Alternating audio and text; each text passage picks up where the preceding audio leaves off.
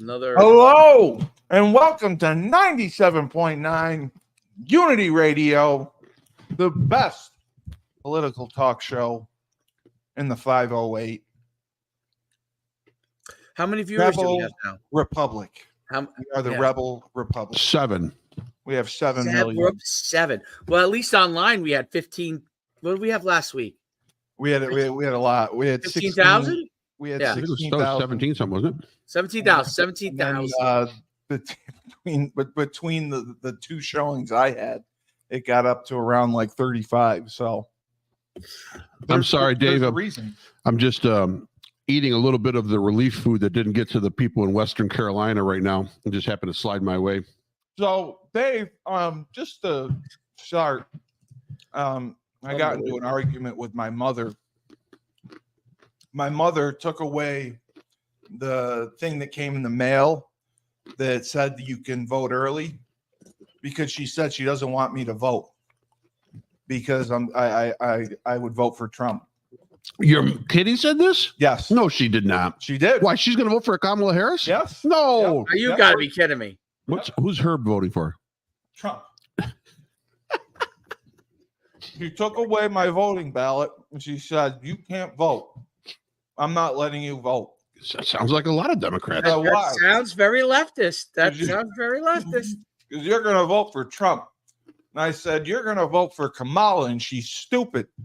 And she goes, "How dare you call her stupid? She went to Stanford, and she was a lawyer."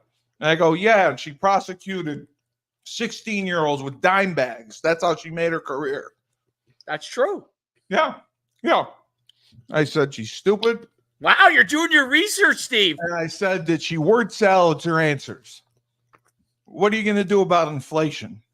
My mother taught me great values and how to work hard. And she was such an inspiration. And I learned to work hard and believe in myself.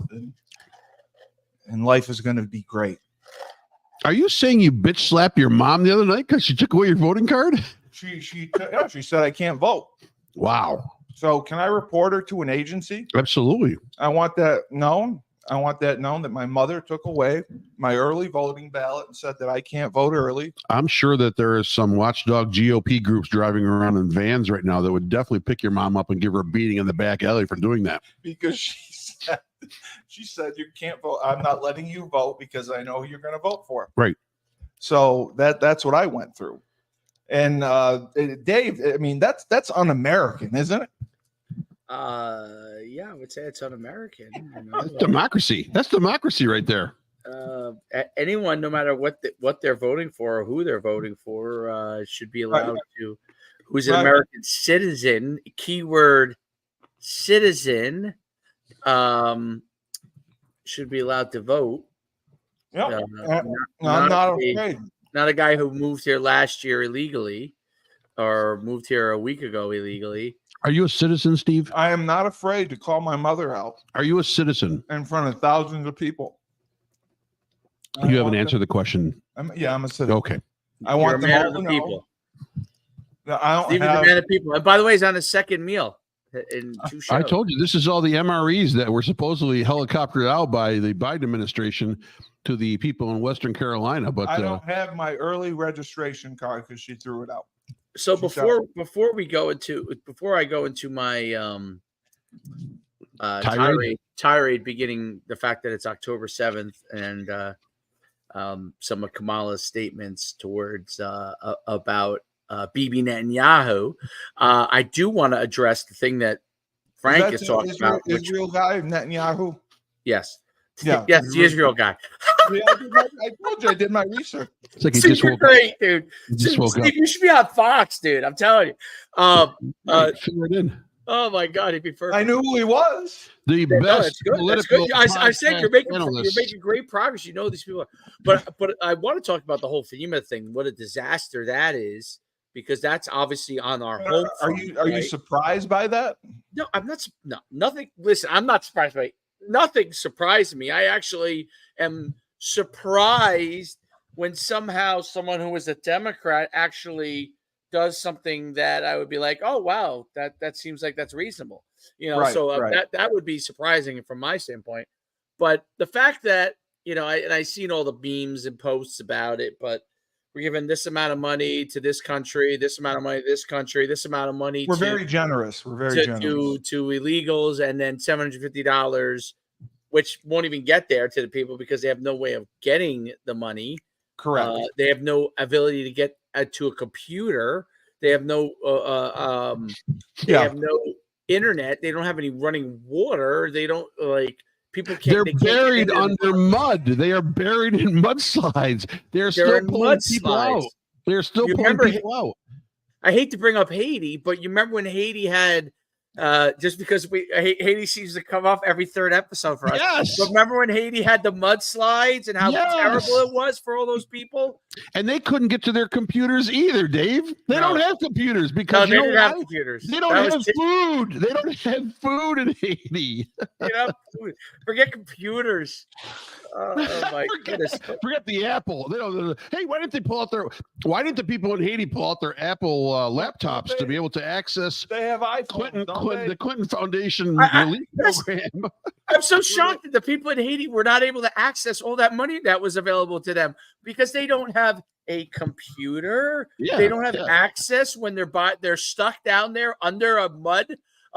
Their houses are sadly made out of tin roofs, and the mud comes right in. They're just trying to survive. They couldn't navigate their computer because they didn't have a mouse because they ate the mouse. But they have no food. Dave, you have to admit, they really do have no food. He's not saying it, even though Frank says it in partially with his jest. It's the truth. Those people are starving. And now it's happening to people in our own country under a mudslide. But President Biden, he made stops last week in the Carolinas, in Georgia, in Florida to survey. He went to survey the storm damage from Hurricane Helene. That one. Yeah. Isn't that nice that he did that? He went to survey it. He wanted to see the damage and figure out how he was going to. Well, every president should go to national disaster areas to survey the damage, just not 8 days later. Oh, that was the harsh criticism. That's a long time to wait on George Bush back in the day. If you remember, with Katrina, was that he basically flew over and didn't go in there and people were holding up signs, come get me. And I didn't buy the, people are like, it's racism. I didn't buy the racism part, but I did buy that, hey, do you care about us? I did buy that part of it. I did buy hey, why don't we do what's necessary to help these people? They're not just ants out there. We're treating them like human beings are like ants, Can I answer that question? Why they can't? And I just found this out today in doing research and listening. Is that realistically, if your state is in peril, the governor needs to go to the administration and ask for help. Yeah, they have to. They cannot. The government cannot just send help. They need to have the permission of the government can't. The governor has to request it. Correct. Or the government has to go in and use the 25th Amendment or whatever and be able to remove the governor because he's not of his senses, right? A national emergency. Right. So with George Bush in Katrina, the problem there is that the governor of Louisiana didn't ask for anything and continued not to ask for anything. They were mobilized and ready to send help. And they you know what they did? They had thousands of military to send in to stop the looting. If you remember Katrina, the looting I do remember that. Right? It was crazy. Okay. Of course. So they had thousands of government troops to send in to protect and stop the looting, but they couldn't do it because the governor would not ask for help.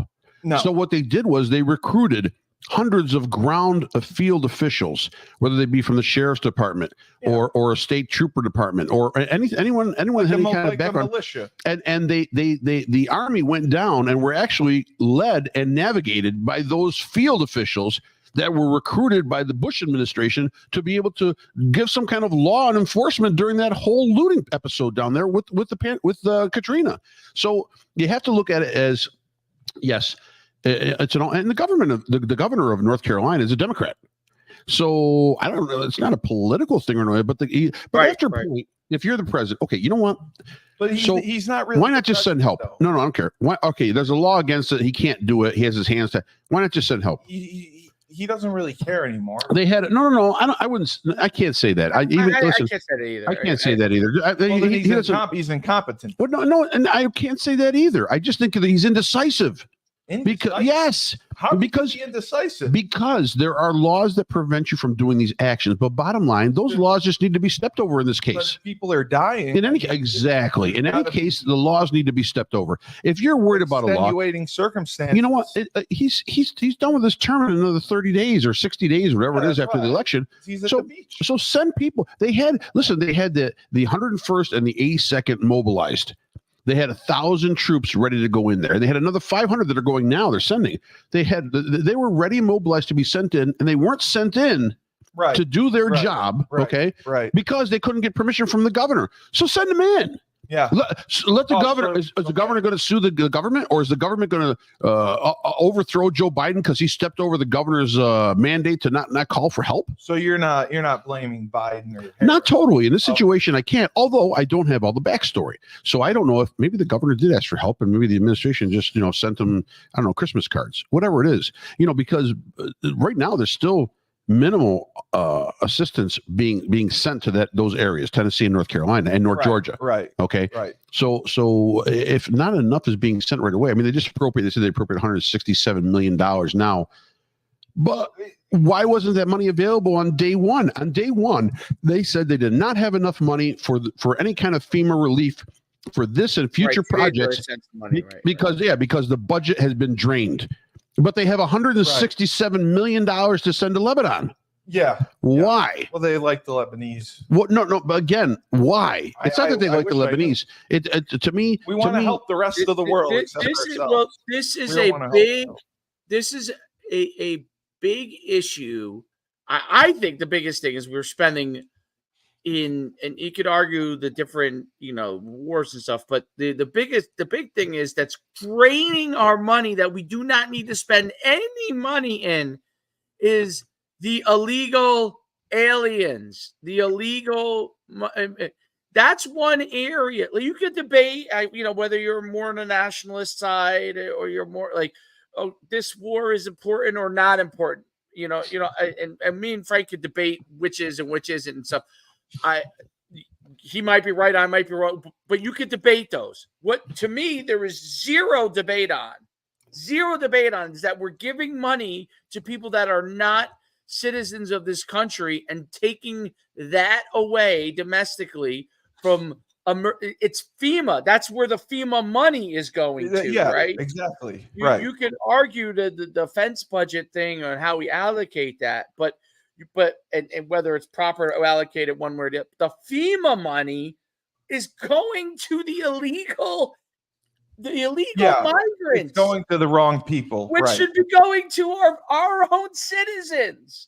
Yeah, and they must. The reason why when people argue, oh, you're against, these people just want to get asylum.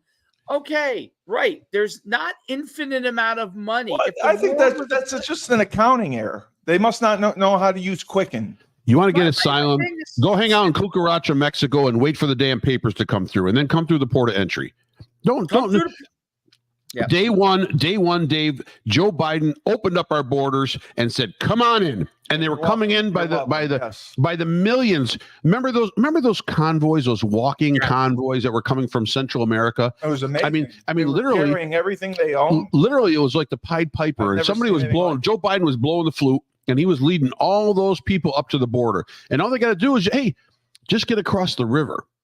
Just get across the river, and bottom line, we're going to show you where the shallowest part of the river is, and we'll have nobody there, and you'll be able to come on in. And you know what? Funny how you're going to be directed right to a airport or a bus station, and they're carrying everything they own. Right, exactly. Amazing. Not to the major city airports or bus stations, but to these scattered areas, like what you see with Haitians in Ohio. Okay, right. Because those are easier to cover up, right? If thousands of migrants are coming into New York City, it's going to create a problem. Aurora, Colorado. Where I never heard of the place before that, right? No, so now Same thing with Springfield, Ohio. I never heard of Springfield, Ohio. Springfield, Massachusetts. Now the thing is, so bottom line, they're sending all these immigrants to small areas. Now all of a sudden, DeSantis and what's his name in Texas get smart, and they're like, you know what? We're going to start flying them in and dropping them in to the big cities, and let's see what happens. Chicago, New York, Boston. Where else that's been affected by not just a few immigrants, not just a lot of immigrants, unbridled amounts. These cities can't handle it. Frank, and I'll tell you my other possible grand conspiracy, right? Mayor Adams in New York City, who was part of the Democrat machine, spoke up against the migrants coming in, because obviously it was flooded, and all of a sudden he was like, wait a minute, this is actually a little bit out of control here. I'm going to speak up against this. And when he spoke up, amazingly, the FBI was at his door. Amazingly, he's being, he hasn't been forced out yet, but they're working on forcing him out, right? Amazingly, because even though he is a Democrat and he believes everything that they believe, basically, but he was like, wait a minute, people in New York City are starting to kind of backlash against this. I'm not going to be the guy that let every migrant come over and cause crime and all these things going on. And I'm not going to be the one responsible. I'm going to speak up. The gig is up. The gig is up. That's right. I had a question. So they made the decision that Biden wasn't going to run for a second term. That's what they decided on. And Kamala was going to replace him and run.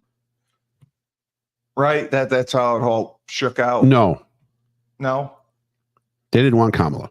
Okay. Well, they did, but that's what happened. She basically got dumped onto the lap of the DNC by Joe Biden. Right. Yeah, Biden really made that. You could argue Biden made that move when they knew they were going to dump him. He counter moved. He made the counter move. Here you go. Here you go. Here's somebody who had zero approval. Win with her, right? Okay, because I keep getting it confused. I keep getting confused. Like Biden's not president right now, and Kamala is. Right. But she's not. Correct. She's still the vice president. But listen, that's how it was all along. And so Biden did nothing. Well, neither did she. Kamala did nothing. Yeah. So who do you think was running the country? Well, nobody. That's the think tank of the DNC. I'm telling you, it was running the country. It wasn't your president or vice president. The Obamas ran. Basically, I would say that. Yeah. I would say Hillary Clinton has a little bit of a factor. I would say Barack Obama has a definitely big hand into that. Whether what's her name down in Florida, who's was the head of the DNC. I think she got removed though. Oh man, she had that little scandal with Donna Brazil. Nancy Pelosi. No, she was the head of the DNC party. Or the party. I can't remember her name. It just escapes me right now. I know it's on the tip of my tongue, and I can't. Who was Obama's right hand person? Right? Yes. And her name, but she was really running the country, and she had that scandal. They fed the questions to Donna Brazil. Or Donna Brazil fed the questions to what's his name running. So Joe Biden. So just all that stuff. All that stuff. Valerie, no. Not Valerie. No, I'll find it. Oh my God, it's terrible. It's on the tip of my tongue.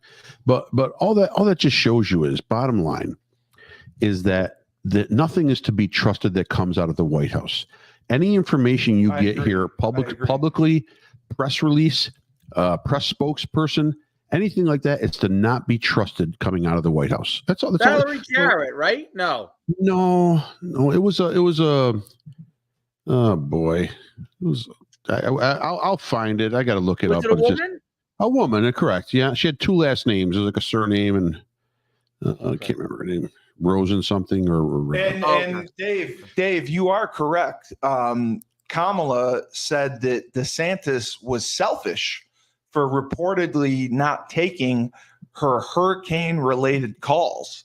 So she apparently called Governor DeSantis and wanted to talk about the hurricane, and he must have been on the other line, and he wouldn't take her calls. So she must have had people ready to go. And he didn't want to talk to her. She said that it's utterly. So she said Yeah, she said people are in desperate support, in need of support right now, and playing political games at this moment and during this crisis situation is just utterly irresponsible. I don't believe anything she says. I don't believe anything. Kamala said on Monday. Yeah, she said it's political gamesmanship instead of doing the job that you took an oath to do, which is to put the people first. And that's what she said. She said that they had plans to bring relief to Florida, and DeSantis just wouldn't take calls. I don't know. Debbie Wasserman Schultz. Oh, Debbie Wasserman Schultz. Yeah. She was running the whole show, and so there's a group of 4 or 5 people handpicked that are actually calling the shots right now for this country. It's definitely not your president, because he's in nappy time land, and it's definitely not Kamala Harris.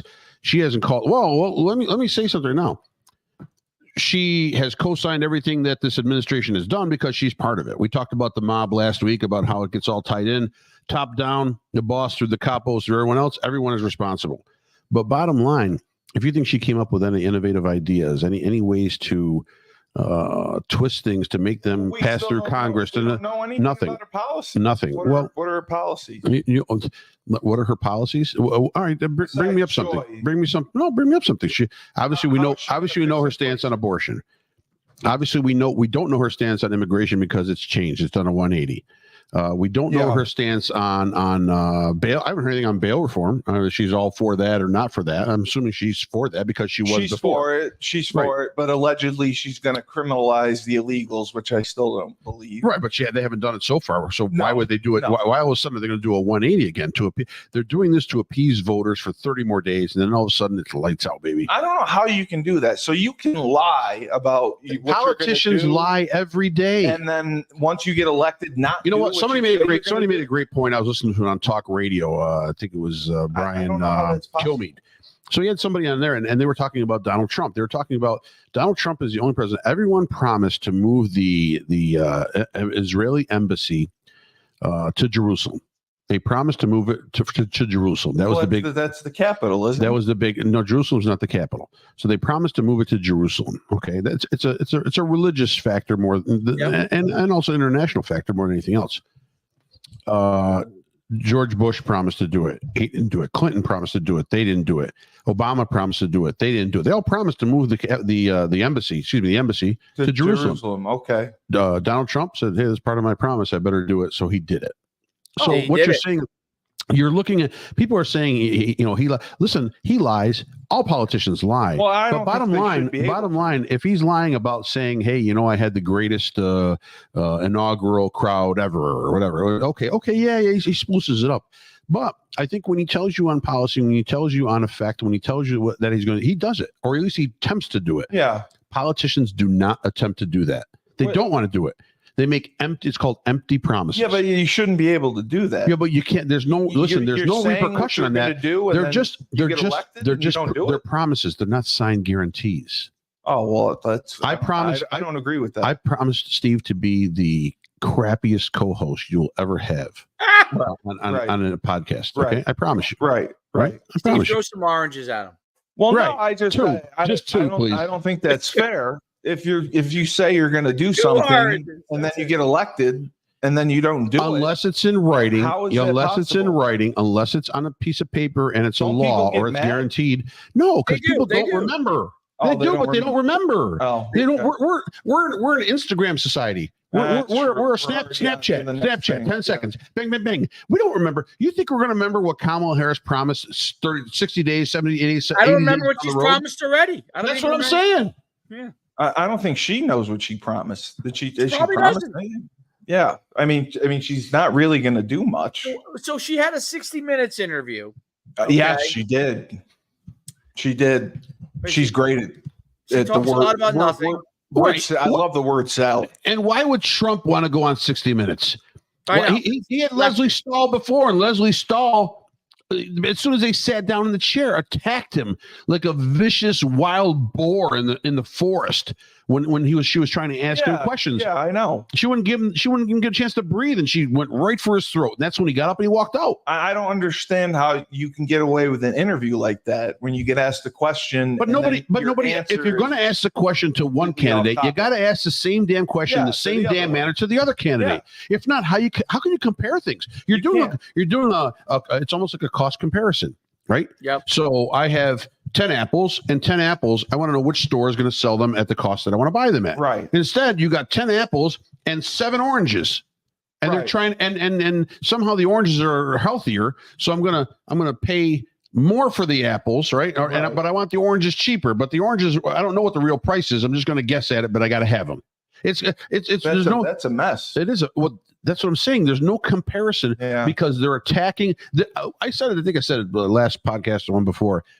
This guy for 8 years, 7.5 years, they have been at his home with a megaphone every day, every night. Okay, I'm being facetious, but yes, they have been at his throat every day, every night. Right, two assassination attempts, impeached him twice. Every media outlet using the same. How does every liberal media outlet use the same terminology when they describe someone? For example, the last one with J.D. Vance. Weird. They're weird. I thought he was pretty good. Weird. Though. Yeah, no. But what I'm saying is, every liberal outlet used the word weird. So you don't think there's a press release by the DNC to all these liberal agencies to call him weird? To call him and the president and vice president weird. Okay. After J.D. Vance did very well in that debate, and Tim Walz looked like he was a deer caught in headlights. And I haven't heard the word weird once. Have you heard of weird? I haven't heard weird once. Haven't heard it. Oh, because Walz is weird. Correct. But they can't say that. Weird. But they can't say that. I can't believe he's a little odd. When people talk about how they're like, I can't believe it. Trump is going to be our president. Trump is a very accomplished individual. Like, I mean, let's take away the building wise, what he's built. He's become a billionaire, he's a philanthropist. He's built a successful business, like multiple successful businesses. And then I see guys like Walz. He's the guy who he let a city burn down. He's the guy that was full of shit in your classroom when you were a kid, and you're like, this kind of dorky guy is full of shit, tells tall tale stories. In the old days, that guy, nobody paid attention to him. No. Nobody. Okay. No. I'm not saying nobody should pick on anybody, but nobody paid attention to him when he was saying his nonsense. Okay. Right. Now that guy somehow has become a person that's a governor and a vice presidential candidate. It used to be that if you were as a woman, you use your sexuality to move up in the ranks. Yes. In the ranks, it was frowned upon. Correct. Now is what? That's a good thing. We've Kim Kardashian our society that being a prostitute is a good thing. No, I think it's about having a jail. No, it's about having. You got to have a sex tape. Go to jail. It's not fair to them. They're trying to earn a living. I don't think that they should go to jail. Okay, because it's a sex tape. The only person they're harming is themselves. Okay, those actual prostitutes, but they should not be climbing their way to the presidency. And someone says, "Oh, she didn't do it." The guy was married. Yeah, Willie Brown was married, and she used. When Willie Brown was glad to help her with it, used his influence to gain power in San Francisco and ultimately in California and ultimately nationally. No, that is not who should be the president of the United States. Donald Trump does have some flaws, but he did not sex his way to the top. Okay. No, I'm sorry. I don't know. Yeah, Stormy Daniels did not elevate his case. Well, he brought it down. Whereas Willie Brown, then he got laid a lot. I mean, I can't blame him for that. He should. He's a billionaire. He's not using right. to elevate his status. To leverage it. She's leveraging it to gain political power. And Dave, Cleopatra may have done that. Okay, we're supposed to be a civilized organization. Did you just say Cleopatra? Yeah. Joan Collins. Joan Collins. Yes. Oh, great movie, by the way. Cleopatra was a lot smarter than Kamala Harris. Let me tell you that. Did Judy Garland do that? She got Julius Caesar. She got Julius Caesar to bow to her. Right. Now, Dave, on the other hand, you point out what Kamala looks like, or Kamala looks like. But bottom line, I think Tim Walz, remember Tiananmen Square when the one Chinese student stood in front of the tank in the square during the protest? Where the guy lit himself on fire? No, he didn't light himself on fire, but he was blocking the path. He was blocking the path of the tank right during the thing. I thought that was Tim Walz, the way he was talking about how he was there during the whole uprising in China in '89 or whatever. I think it was '89. Where were they setting themselves on fire? On fire, they just recently they set themselves on fire. There have been 4 emulations over the past 6 months because of the Gaza Israeli conflict. One military guy, one other guy, just they're torturing themselves. No, I'm saying that there was the one in like the '80s. Steve. So the Chinese thing was Tiananmen Square was the students, college students. Oh, was that the Kent State thing? No, Kent State is in the United States. Tiananmen Square is it's in China. It's in China. Is this really a political podcast? No, I know there was the protest at Kent State. Kent State was during the Vietnam War. Okay, there are no Chinese at Kent State. I got mixed up.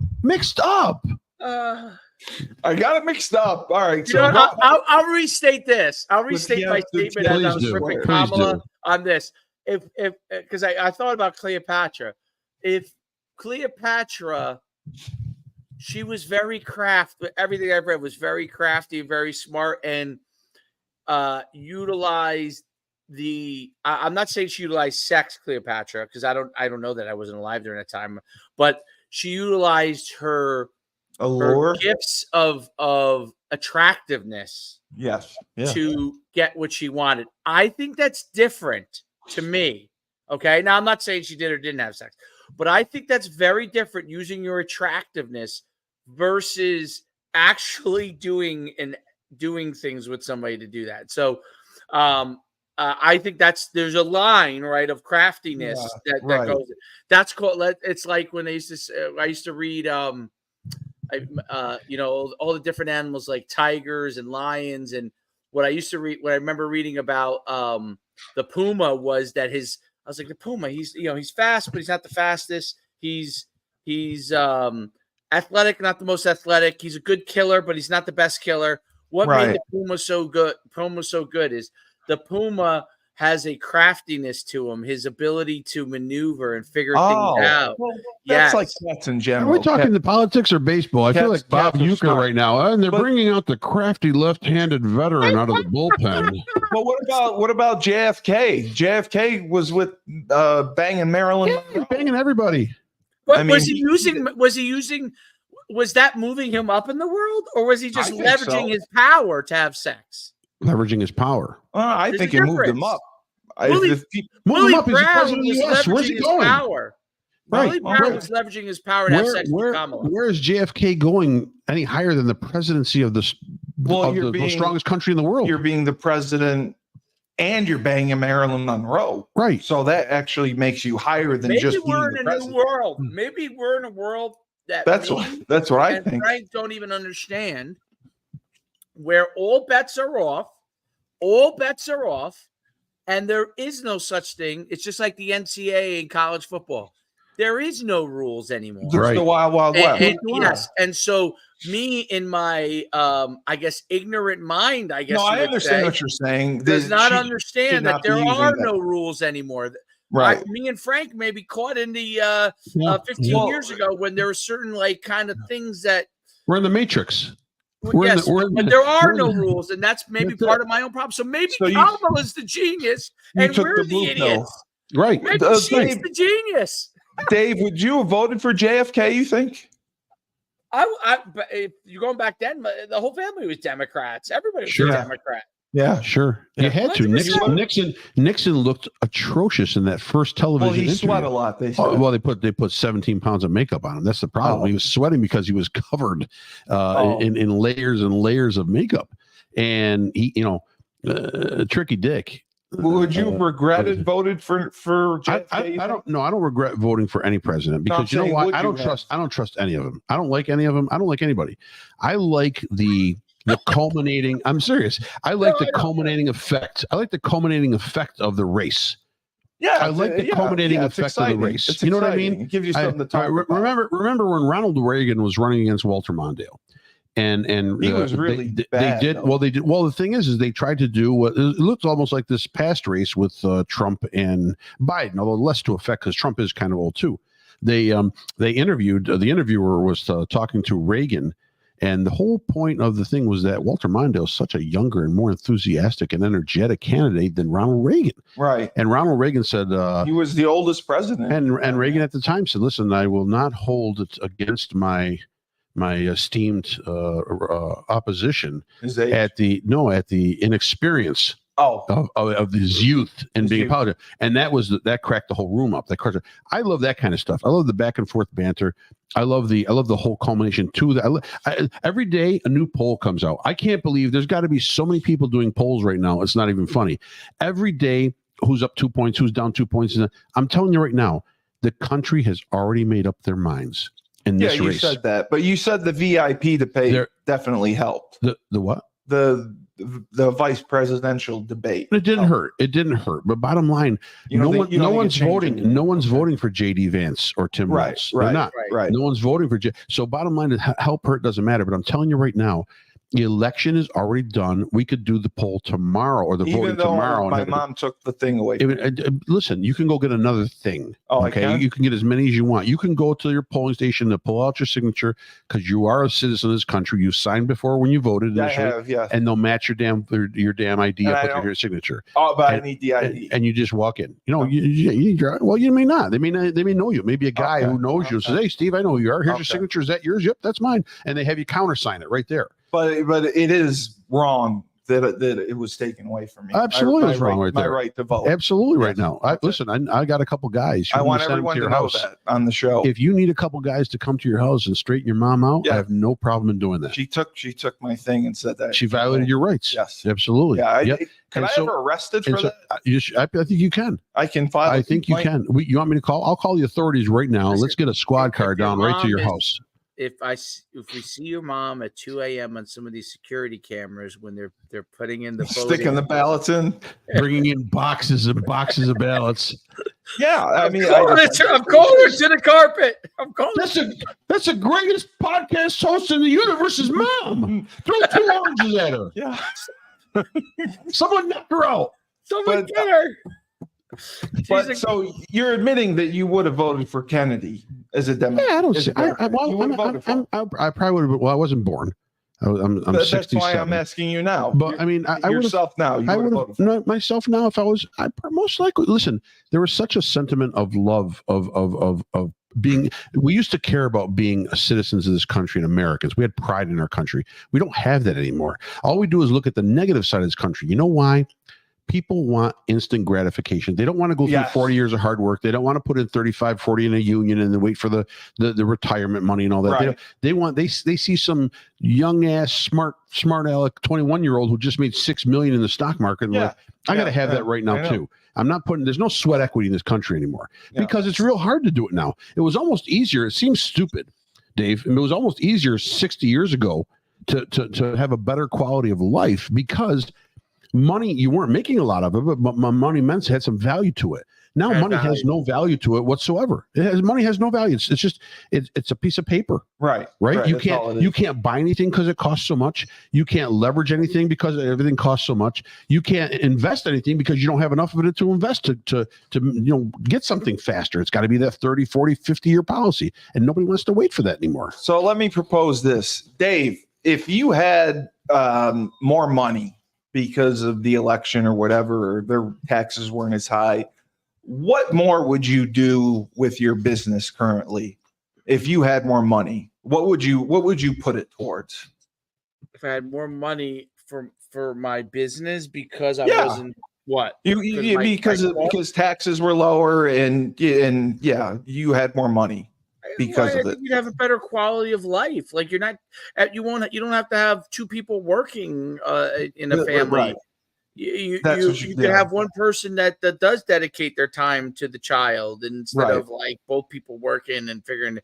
There's a lot of there's a lot of things there's a lot of things that, because there's costs that are higher, that you cannot do in the same way. Now there's also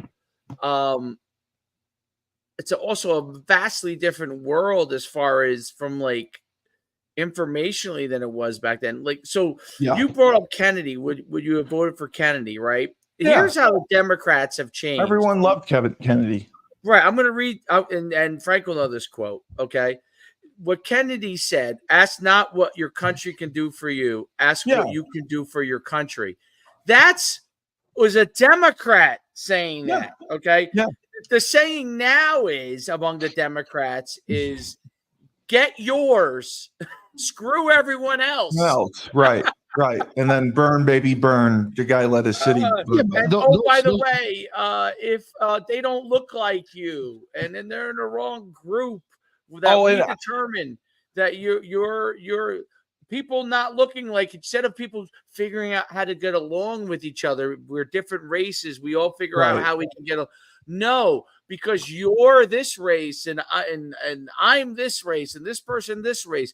We all have to be separated. Like correct, right? The world was fought to bring people together, no matter what race, creed, color they were. Martin Luther King, who was once one of the great leaders in African American culture. Well, half people now vilify him because he was saying, "Let's bring people together." I mean, it's. Well, I thought he had a lot. I thought he had a lot of mistresses too that caused problems. Yeah. Well, did he have flaws like any other human being? Yeah. I mean, I guess so. But Malcolm X too. He was a good leader. Malcolm X had some leadership qualities that were good, but Malcolm X do you understand anything about Malcolm X? The reason why he was killed, he was Islam, was because he changed his thought process from what it was he was militant. He was by any means necessary. This is the whole things that are lost in history. Everyone thinks that Malcolm X, he said, we're going to take our rights by any means necessary, kill people. The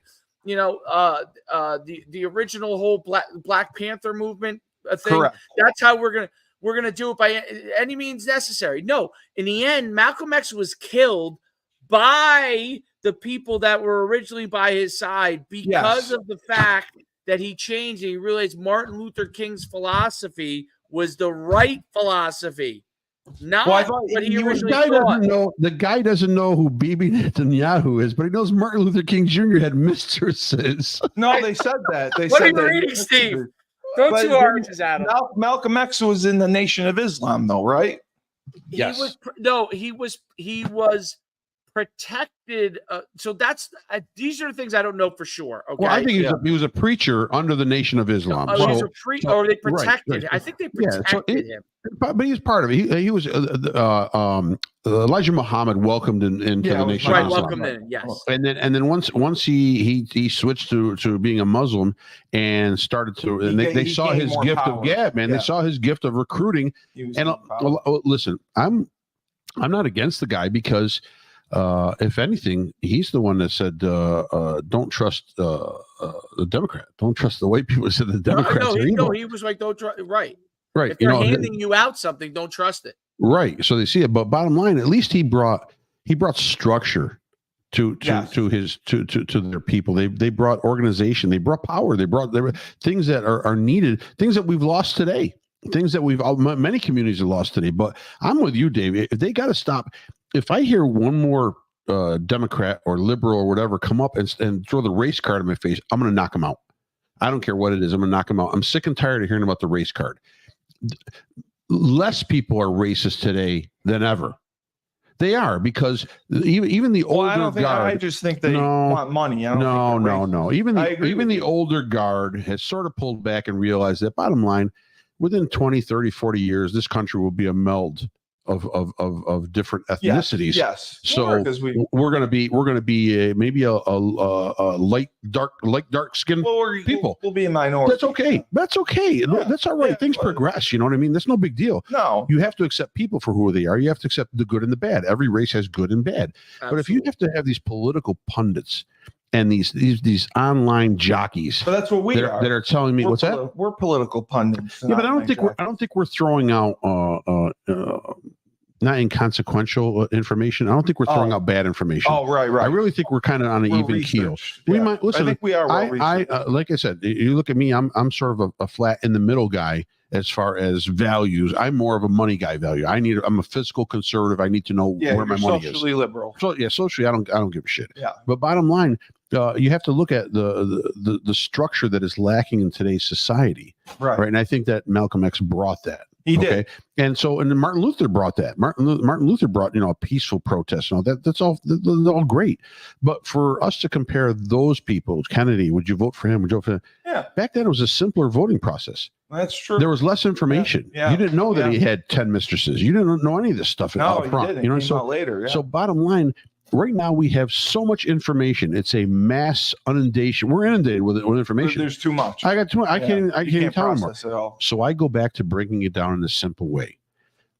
And I have a track record. I talk about this all the time. I have a 4-year track record of Donald Trump being in charge of this country. And how it even through the beginnings of a pandemic. Yeah. Correct. I have no track record on Kamala Harris. The only track record I have on Kamala Harris is that she got 0 percentage votes when she was running for presidential candidate. Right. And she's been tied to Joe Biden's administration, which I vehemently oppose most, if not all, the policies that have come out of this administration. She has values. But values don't do anything for me. They don't do anything for me. I need a track record. If I'm going to go, she's farther left of Biden. Right? Like she's right. Like her statement. I called her a communist. My mom got mad at that too. I said Kamala's a communist. You're high. See, you stick to, you got word salad, communist, and something else. You stick to like 3, and burn, baby, burn. Those are the 3 things I've heard you stick to as far as your analysis. Well, she got really mad. You have to expand your mind a little bit. You have to expand your mind. Okay. And tell your mom how you really feel. You're sick and tired of living at home. I think she's a communist. You don't want to live at home. Yeah, right. You're tired of it. Yeah. They're controlling you. Yeah, right. You don't get to eat what you want to eat because they're preparing the meals for you, and you don't go out to buy anything because you're cheap. Yeah, right. I'm not cheap. Yeah, well, you don't get out on the road much. Right. So you're not out on the road much, and you don't. It's a tough existence living up in the 2nd floor all the time. Right. Yeah, you got to climb the stairs all the time. Climb the stairs. You're pissed. Yeah. And I want my dog. So you want your dog. So this isn't about voting at all right now. We'll be right back with Dr. Ruth Westheimer, and so tell your mom. Do you know Dr. Ruth is? Steve, do you know Dr. Ruth is? Yeah, of course. Of course. Yeah. Of course. Okay. So I want to ask Frank the same question. Yep. If the taxes had been different, yes, and you had extra money, yes, what would you be doing with it? I would have more money. I would just have it there. So let me give you a perfect example. What would I use it for? To accumulate more money. Okay. I would invest. I would buy. I would put some money in the market. I would put a little bit of money in my store. I may expand some. No, but bottom line, what I'm saying is, okay. So our tax season just came by. School tax season. Oh, I had 35,000 in my account. Now 35,000 is gone. Yeah, it's taxes. Okay, my property taxes. Okay, school taxes. Yeah. So bottom line, I saw it, and now it's gone back to 0. It's back to 0. So now I got to build it all up again. So sweat equity, and you know what? In another few months, it'll be gone for the county taxes. What would have happened if you didn't pay the school tax? They levy it. They eventually they have the right to levy on your home. Oh, they put a lien on your house. Right, eventually. Wow. I mean, it's not going to happen overnight, but eventually they will. But like, if you waited a year to pay it. Could you have done that? No, you could still. You're past. You're going to give you notice and all that. You're obviously, but you still have that. But if you're 2-3 years down the road and you haven't paid any school tax or any county tax, they'll levy the home. Wow. I didn't know that. So I was just wondering if like you could have gone a couple months and just let it go. Yeah. And let it go. Just say it in protest and just say like protest. That's what I want to do. You know what happens when you protest for your taxes? Does it just come from the town? They add late fees. They add late payments onto your protest. All of a sudden, instead of 12, you got to pay 14. Speaking of protests, today, October 7th, the Israelis were attacked by the 1 year ago today, Hamas, and over 100 people were killed and then taken hostage. And the universities, okay, and other places besides universities, but people on some of these campuses decides to protest against the Israelis who were attacked by Hamas. My whole thing on the youth of America, terrorist organization. The youth of America used to when the youth of America rebelled, okay, in the old days, it was because, we want people to be more accepted. Think about the 60s, everyone to be accepted for free love. They rebelled against the Vietnam War. A lot of LSD. But they rebelled against the Vietnam War, which, was a war that probably was, if we did get into it originally for the right reasons, it escalated out of control and went to the wrong reasons. You could argue there were reasons to be able to protest against something like that. Now we protest on the side of evil versus good, which is like, I think about the Batman movie, and I used to always say to myself, which Batman movie? The Batman movie when Bane goes into the Pittsburgh Steelers stadium and blows it up into one guy's running for a touchdown. Yeah, that one, and he takes over Gotham and everybody's living in their like little. They have a kangaroo court for anyone did anything. Right. They basically kill them. They walk the plank or whatever the heck it is.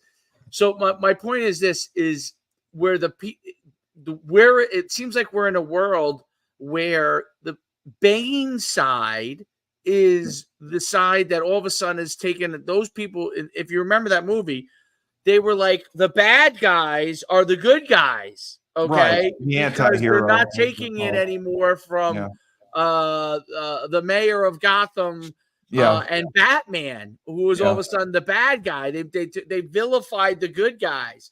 And so we're in a world of society. I'm not even saying that it's like a good guy, bad guy thing. What I'm saying is that Hamas is the bad guys, and we're glorifying them in a way to try and skew a plight of a group of people that don't control their own future anyway. When Hamas is the leaders, they don't. The Palestinians do not control their own fate when Hamas is in there. If the Israelis free them of that, then if they actually wanted to have a actual real discussion of having a country that would be, which would not happen because they don't really want to have that discussion, but they claim they do. Well, Hamas is being removed and these places are being removed. So let's see, do you want to really have a discussion about that? No. What they want to do is just kill more people, Israelis, kill more Jewish people. Dave, it's gays for Palestine. Have we lost our ingenious minds? Gays for Palestine. No, Dave. That's like saying pigs for pork. Pigs for sausage. Pigs are all for sausage. Yay, sausage. Dave, yeah, right. It's like Animal Farm. Remember Animal Farm? Animal Farm. Yeah, right. Like Columbia and USC graduations were disrupted by the protests. Remember, which I couldn't believe was ridiculous. The movie where they were on the book where they're all on an island. It was we all had to read it as Lord kids. of the Rings. No, or Lord of the Flies. Lord of Flies. That's it. Yeah, I got the conch. Exactly the crazy like skewed a mindset right, and it's like that world has become the correct world. The world that we live in is somehow the wrong world. Gays for Palestine. Do you see the conundrum there? Do you see the conundrum there? I thought Palestinians can't be gay. That is correct. In the Muslim religion, it's not allowed. You're right. Okay, so why would gays be for a society that would probably take them to the top of the roof and throw them off to their deaths? Why is that? Like what are is they for the gay people like Palestine? Yeah, there's Yes, tons of them out there. They roll their flags. Oh, I didn't. They walk down streets and protest. Gays for Palestine, gays for Hamas, gays for Iran. Let's say right for Iran. That'll work out well. Iran. They don't even let women wear clothes like they have to be fully covered. Yeah, that's a religious. Sure, that's a religious thing. Yeah, Right. so I can't imagine they'd like gay people. They don't. Right. So, but then why would gays in this country? Yeah. Why would gays in this country support Palestine? I understand it. They're supporting those poor Palestinian people that are being persecuted by the IDF in this terrible invasion. Who's the IDF? Israeli Defense Forces. Okay. So the collateral damage. Right. And they're for those people. But bottom line, those people are being run by an organization of terrorists. Yeah. And kill them anyway if they don't fall in line. Exactly. They could care less about them. They're just, like you said, they are collateral damage. They are just, they know that they can throw their people into the gunfire, the missile fire, or the bombs and not have a worry in the world. Right. Because they will just get more sympathy for their organization and their cause. And the cause is this. Yes. Don't let anybody misconstrue. The cause is this. Okay. The cause is to kill every Jew. All of them? Kill every Jew. That's what Iran's think for 2040. Absolutely right. That's the plan. By 24, they got a clock. Do you know they have a countdown clock in Tehran? That is to get to 2040 for the extinction of all Jews and the return of the land back to the righteous people, back to the Palestinians and the Arabs and whoever else can claim land to that. So they're not trying to make a point. They're not trying to save their own people. That's not good. They're not trying to make peace. No. They're not trying to be organized and be human and civil. What they're doing. They're telling you we're going to kill Jews, and not one Jew, not 10 Jews. We're going to kill all Jews. And they're not going to stop. No, well, they're going to kill. They want to kill all of them. Right. But the funny part about the thing is that in Nazi Germany, the Nazis tried to hide the atrocities that they were doing. Okay, because obviously they probably feared that if the world knew, they would come in earlier, and obviously what eventually happened, right? Fight a war about it, right? They in the Middle East, Iran, right, with the countdown, they are telling you what they're doing. That's the they're not trying to hide it. They're not hiding anything. They want you to know. They want you to know. The fact that you got people going and protesting and some of our youth or people look, there are some people that just maybe hate Jewish people and that are protesting. That's obviously a group. There's a group on college campuses. It's crazy. But there's a group of people. I'm not counting those people because those people are who they're going to be regardless. Right. I'm talking about the people who are grown up in our educational system that somehow think that a group that they don't believe that actually that's what they want to do when they're telling you. They don't believe that. They just think that the Israelis have come in and taken out their land, and they're just fighting back as rebels, and they really don't want to kill all the Jewish people, but what they want to do is they just want their land back, and after that everything will be peaceful again. Oh, well, maybe that could happen. That's what they think. If you think that's going to happen, you're delusional. Israel will fight to the last person. Israel will, Israel right now is fighting on 7 fronts as it is right now, and they've done this before. There's been 5 Arab-Israeli wars. You know how many the Arabs have won? 0. Yeah, where they keep coming back, and we're part of the help. We're part of the assistance on that. Yeah, we're part of the assistance. You know what's amazing to me about history? And Frank, I'm curious. I think you find this history is so interesting. Obviously, all this stuff goes back to biblical times too, right? But what's interesting is no matter what the French do, they're always put their foot in their mouth and always are on the wrong side. So Macron goes and says that basically we should not, we're not going to support Israel anymore. We're not going to give funds to them anymore. And basically Netanyahu basically told told them off. Basically a big old "F you." Go, I saw go that. fuck yourself. Yep. And it was great. Is that the French, no matter what they do, they're always on the wrong side of anything. The French were the ones.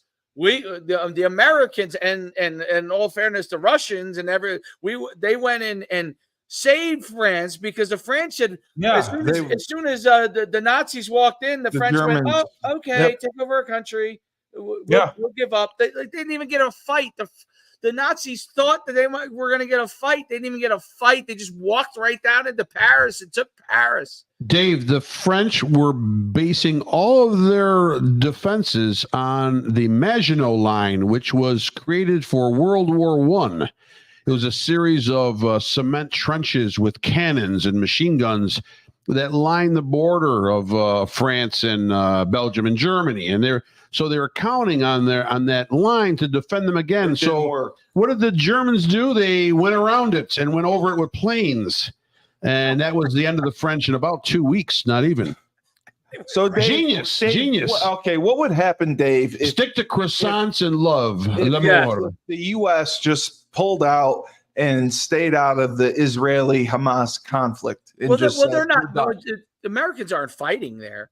But we're supporting. Dave, you know what? We're building up a lot of troops.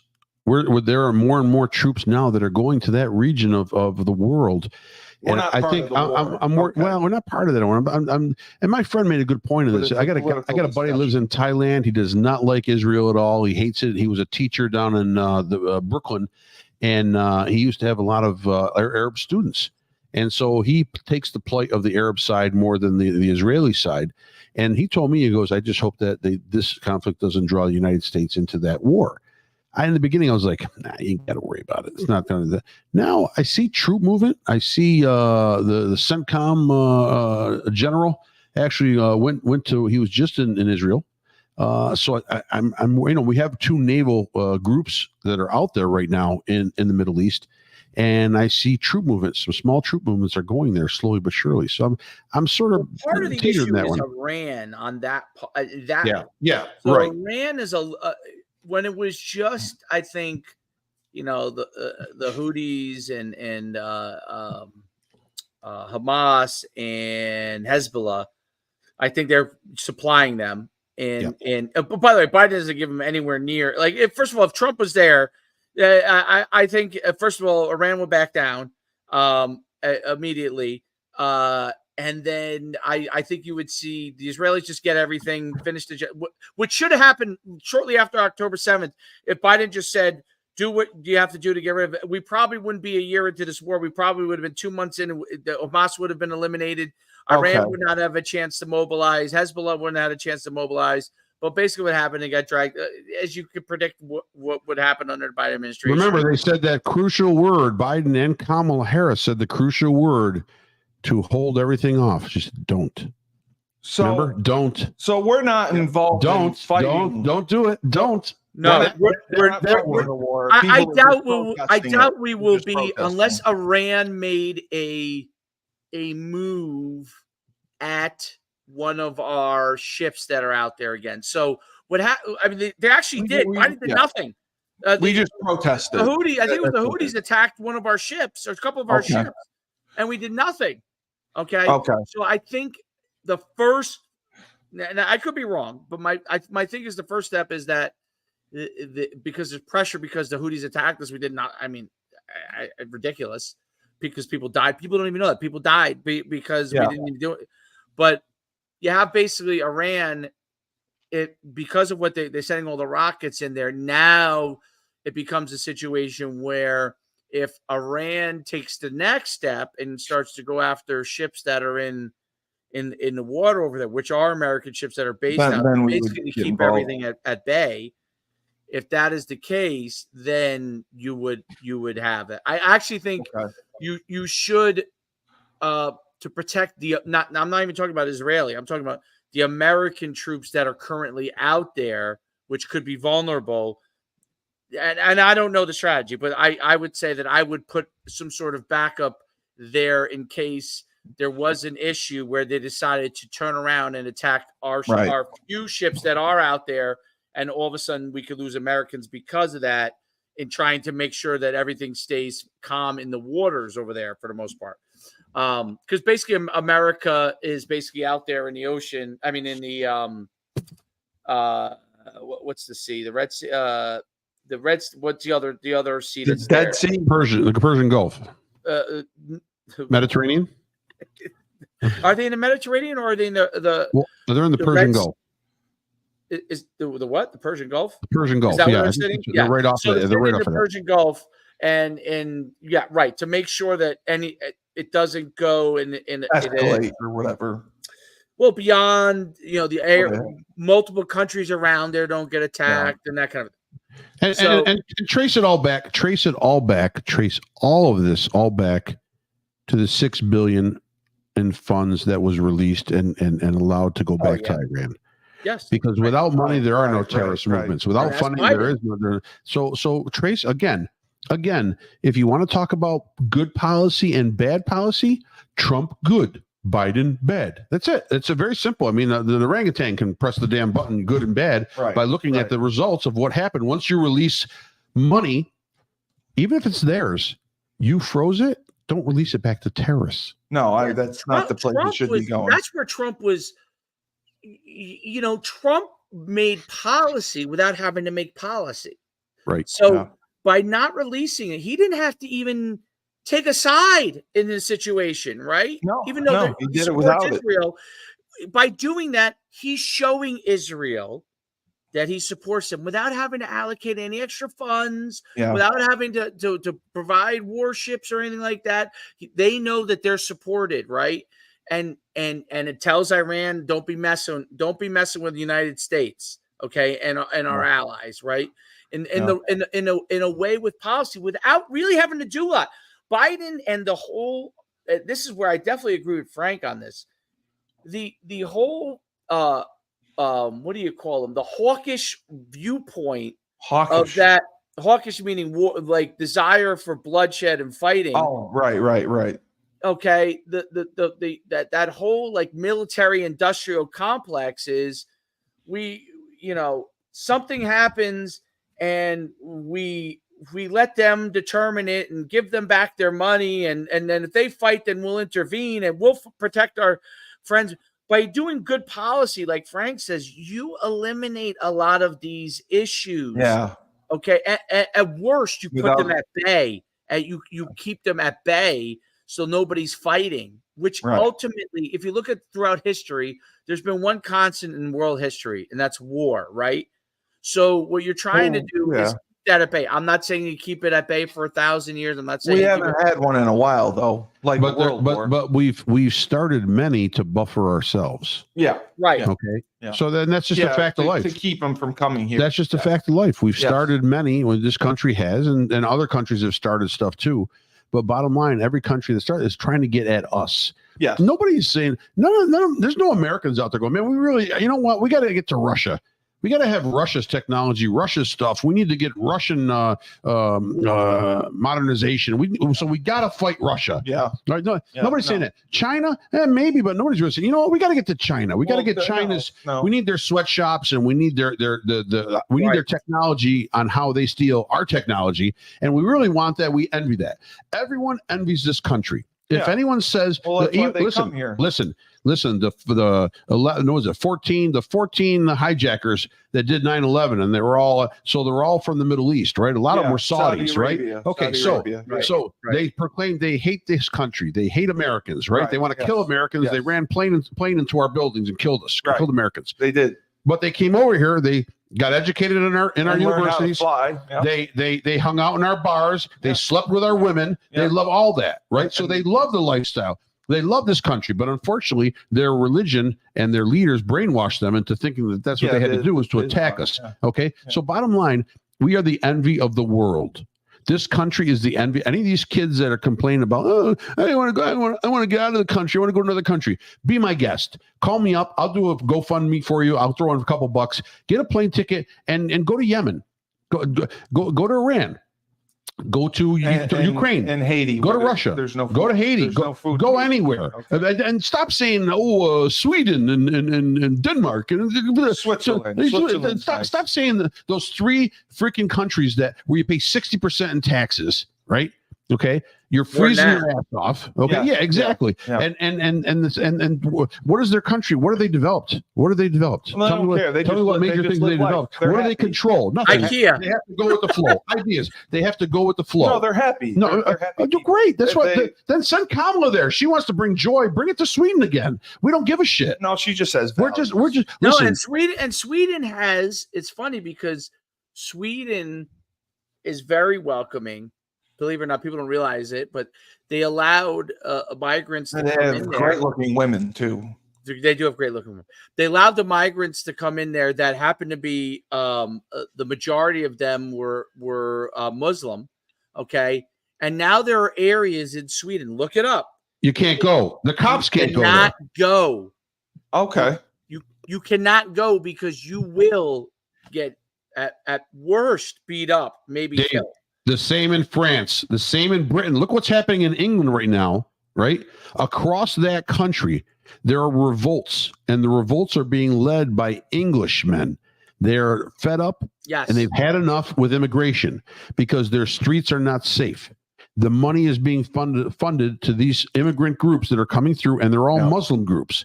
And then maybe I know I'm sounding like I'm picking on the Muslim religion, and I don't. I think a lot of the scriptures are good in reading, okay, and in general reading. You've read the Quran? I've read the Quran, not in depth. I've almost had like cheat sheet notes on the Quran, okay. So there is good and there is bad, but it's just like the Bible. The Bible is good and bad too. It just depends on who's translating it. Right. And the problem is there's a lot of shitbags that translate it. It's very subjective. Right. There's good and bad in any group, but there absolutely. is. But the policy, right? The policy of certain countries and certain religious leaders in Islam is a policy of terrorism, is a policy. Correct. And so what happens is people underneath their watch are, like Frank said, brainwashed. It's not that those people wouldn't be good people. It's that they've been told from the time that they're young that these are your enemies. These are your mortal enemies. Okay. Right. It's to me, it's no different. It is different because there's an end game of killing people on it. But there is also that's an a issue. Tough end game, Dave. That's a real tough end game. No, it's a tough. I'm saying what I'm saying is there are when you talk about racial issues in the United States, right?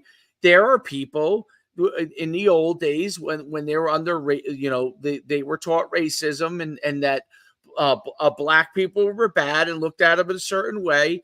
Though those people were racist and they were raised racist and I don't mean, Ku Klux Klan, right? Those people were actually dangerous people within the United States. When the Ku Klux Klan was really a thing, I'm not talking about now this fake nonsense of that all of a sudden Klan members are going to start riding around on horses. I mean, get serious. I'm talking about when it was really a thing in the early 1900s, late 1800s, early 1930s. Those were real issues that could for black people that were an issue where they had to deal with that, right? So that was within our country. Those were real issues, and someone who grew up under that may also think that way. So it's not that Muslim people are bad. It's that if you grow up in Sharia law and you're just brought up that your way, whole life, it's not that it's going to be very difficult for you to think differently, to change your mindset. Yeah. Yes. Well, and that's Dave, the hard part. That's the dangerous part. I agree with you. And on that point, unfortunately, we have to end our discussion. That's it. On a spirited rebel Republic. What? Who's running this shit show? We only get an hour. I'm sorry. Come on. Yeah. Well, we'll try to get more time. Why don't we do 3 hours? And then we can just chop it up and edit it. Make ourselves look really good. We will. We'll do one every night this week. Whenever you want. Whenever you want. I can't. So that's for Bibi Netanyahu and my voting Martin Luther King Jr., Malcolm X. This is the greatest podcast host in the universe. Well, I want my voting ballot back, so everyone knows that. Whose mother stole his voting ballot. My voting ballot, and she said I can't vote. I The want question everyone is, to would know Martin that. Luther King, BB, and Malcolm X And Dave and JFK, would they like the oranges or would they like the lemons. Yeah. Dave, I want you to make make a short of me saying that my mother took my voting ballot and have it go viral. And then have a little baby, have like a baby thing. My mom took my voting ballot. Yeah, and I can't vote because she doesn't like who I'm going to vote for. So make that a short, and that'll go viral. I think you guys should do you should do one of those. Yeah, I don't know if you ever seen these TikToks where like they come in and then you instead of like surprising her with some crazy gadget or something where people go nuts, what you do is you take one of those ballots and you check off Trump, and then you leave it on the table, and then you leave a note and said, "Mom, for you, love, Steve." Yeah, you sign it and you mail it in for her. Yeah, we'll do that. That's what you do. All right. Now that I know that Kitty's a Democrat. Yeah, she's a union. I'll be. Oh, did you tell her that 58% of the Teamsters are voting for Trump? Yes. Well, we'll tell her that next time. Yeah. All right. So, you sure that's it? Yeah. For Coach Schumann, we have so much more to talk about still. We'll do more episodes. We didn't talk about the relief in North Carolina yet. Yes, we started to, but then like you told us about Haiti and we drifted right off. Well, we'll talk about it next time. Dave's been losing weight. He's been eating the trees. Oh, low-cal. For Dave, I'm a voice of reason. Frank Cristiano. I don't get the vote. I'm the best podcast host and radio host in the universe, Steve Cully. This has been Rebel Republic on 97.9 Unity Radio. Remember, when life gives you lemons, don't make lemonade. Yeah, Take 2 eat dried sausage. And throw them back at life.